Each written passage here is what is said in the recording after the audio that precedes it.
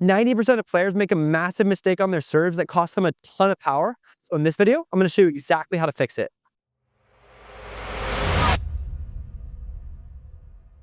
So what is this mistake?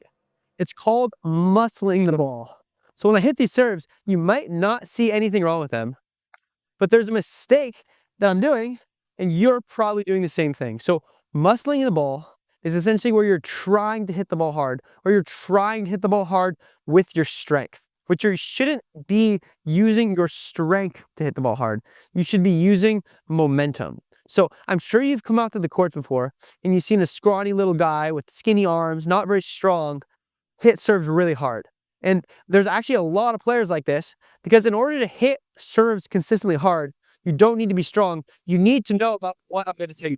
So there's a specific way to do this that involves being loose, using momentum, but it's not just about being loose, right? There's a specific time that you need to be loose, and there's specific things you need to be doing with your arm and your body to get the momentum from being loose. So now I'm going to take you step by step through what those things are. So while the stroke of a serve is one continuous motion, it can be divided up into different sections, and you have to understand each section to get loose power consistently. So the first part is the take back.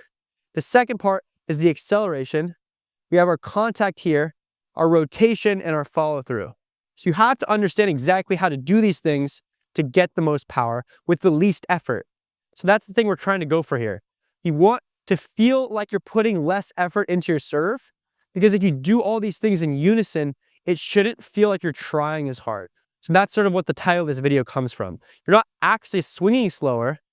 You're doing things together to create a kinetic chain of energy that makes your paddle travel faster with less effort. So if you're feeling like you're swinging super hard with your arm, you might not get as much power as if you do what I'm about to explain. So it starts with the take back. Take back is where we start up like this, and we put our paddle down into where we're going to accelerate forward. So a lot of beginners start from down here and just go like this, which is fine to start off. But if you want a powerful serve, if you watch pros, you'll realize they all start up here and they drop their paddle down. This is called the loop. So I'm doing a C motion, which gets my paddle into the acceleration slot, and it gives me momentum to accelerate into the ball. All you need to know about the loop, it doesn't really matter exactly how you do it. There's a lot of different ways to do the loop. You're starting from a higher position, and you're dropping your paddle into a lower position to get momentum. And the only thing you have to think about when doing this is you want to have a loose as possible arm. So if your arm is tight when you're doing the loop, it doesn't actually help at all because you're not getting momentum. You want to feel like your paddle's falling into position, because if you're loose, you can actually carry that momentum forward into the ball. So if you're doing a loop, start up, go to your acceleration slot, and you accelerate. But you want to be loose throughout that whole process. So the next part of the swing is called the acceleration. So after I do my loop, I should end up right here, slightly below where I'm going to hit the ball, which I'll tell you why I'm below it later. But all you need to know is the acceleration is where I'm moving my paddle forward to hit the ball. And the most important part of getting power is in this step. So what that is as I'm accelerating towards the ball, it should be very loose. And what happens when I'm loose and do this is my paddle lags behind my wrist. So as you see, when I'm accelerating towards the ball, my paddle is pointing backwards. My butt cap, the bottom of my paddle, is pointing forwards in front of me. And the reason that that's important is because when I do this, it gives me way more power when I make contact. So what you don't want to do is you don't want to have a neutral wrist, and you don't want to be accelerating like this. You get no power. I cannot hit the ball very hard when I do that. If I'm loose from up here, I'm getting momentum with my arm, but as I start to accelerate, I'm building up energy in my wrist so that I can snap through on contact. So when you're accelerating towards the ball, you need to be super loose still with your arm and your wrist. Your butt cap should be facing forward as you're going into it. So you're never going to be hopping around the ball. You should be accelerating with the paddle facing back. And when you make contact with the ball, you should actually still be facing back for the most part. So we call this the flashlight technique, because as you're going forward to hit the ball, you want to feel like you're shining the bottom of your paddle like a flashlight in front of you. And guys, throughout this video, if you're confused with any of the tips I'm giving, make sure to drop questions in the comments and I'll try to help you out, or another player will help you out. So drop questions in the comments if you have any technical questions. Hey, real quick, Just announcing the launch of our new paddle, the Sweet Spot Team. Our goal was to bring you the best materials at the most affordable price. It features a T700 carbon fiber face, usually found in paddles priced between $100 and $200. Since you're watching our YouTube channel, use code TEAM at checkout for $20 off, bringing the price down to just $49. This price is unheard of for this quality, so if you're looking for a high-quality paddle without breaking the bank, this could be the best option. If you're interested in our other paddles, this code works for those too. The next part of the swing, though, goes hand in hand with our acceleration. So a big mistake that players make that makes them muscle the ball is when they're doing their acceleration, they do what we call arming the ball. So that looks like this. I'm using entirely my arm to get the power. And when I do this, it feels like I really need to put force behind it. So generally, when you're doing your acceleration, you should be doing your rotation in tandem with it. And a lot of the time, your acceleration is actually mostly your rotation. So look at this. Look how little I have to move my arm to hit this ball, right? If I don't move, that just looks like this. I'm literally barely even accelerating at all. So when I get into that acceleration slot, my acceleration should be driven and triggered by the rotation of my shoulders and hips. So these two things need to go together. And when you do that, the end of your paddle is moving so much faster than if you just use your arm. So that's how you have to do that in order to get the highest possible power. And when you do this, it also requires a lot less effort to hit the ball hard because your body is doing a lot of the work for you.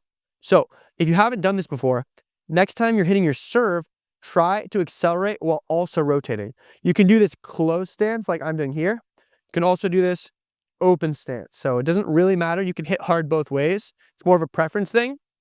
I'm a close stance server, but a lot of pros serve open stance because it makes it a little easier to rotate when you're open. Regardless, when you're accelerating, also drive your hip and your shoulder through the ball. And that's how you get the most possible power. And that's how you use the loose energy from your loop and your flashlight technique. The next thing, though, is also really important.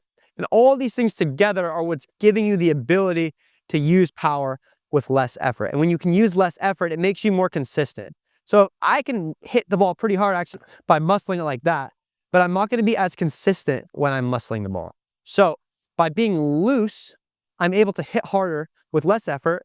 It's easier on my body and I'm more consistent. So that's sort of the reason why we do it this way and we don't try to muscle the ball.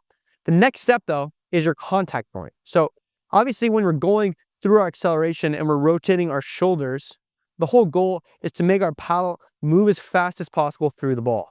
So the reason we're coming from below the ball is because as we're accelerating, we want to be going a little bit up. So watch this. I'm going a little bit up so that I can get top spin, right? So when I'm going through the ball, my wrist should be laid back until I make contact. As I make contact, it should flex through a little bit. So I do something sort of like this. I'm flexing through the ball. I'm also coming up the back of it a little bit to give myself top spin.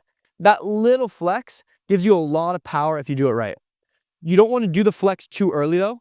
Your wrist should still be pretty much laid back when you're hitting the ball. The flex comes right after, right? So after I hit the ball, I should be facing my paddle a little bit more forward, okay? So when you're making contact, you're going to be coming into it with a slightly laid back wrist and you finished slightly flexed. You want to come over the ball a little bit for top spin. The other part of the contact point that's important is you don't want to be hitting the ball too close to. So we call this alligator arming it.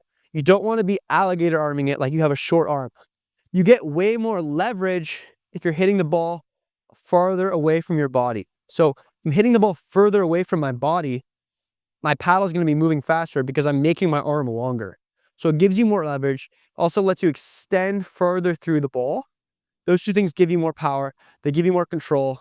There's a reason why almost all the best servers make contact with the ball out to the side, out in front of their body like this. So you also obviously have to be hitting it below your waist to make it legal, but you should be out to the side of your body, out in front. That's going to give you the most leverage, and it's going to be the best place to continue the kinetic chain of energy that we're creating with all the other steps. The other reason why it's good to hit the ball out in front is when you're hitting the ball out in front, this allows you to get your weight into the ball. So we're not just rotating, right? we also are rotating and leaning forward. So it's actually even okay if I hit my serve and I step into the court after it. You want to be getting your weight into the ball because the weight behind your acceleration also gives you a little bit more power. So make sure you're going out in front to the side so you get all the benefits of a perfect contact point. To make this happen, just make sure you're tossing it out to your side. You don't want to be tossing it in front of your body. I personally just drop mine from the side like this, which makes it so I'm always getting that perfect contact point. You could also toss it up a little bit. It's more of a preference thing there too. Just make sure you're tossing it in a way where your contact point is consistent and you can get it right here every time. So the last part of my swing that's very important is the follow through. It's super neglected. So this is what happens after I hit the ball. So after I make contact with the ball and I finish, this section right here is my follow through. And you think it's not important, you're wrong. Because imagine this.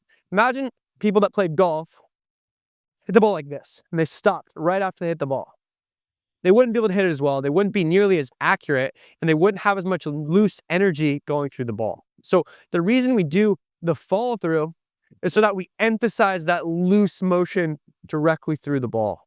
So when you do your follow through, after, all you want to do is finish up over here somewhere towards your shoulder. You can go over your shoulder, you don't have to.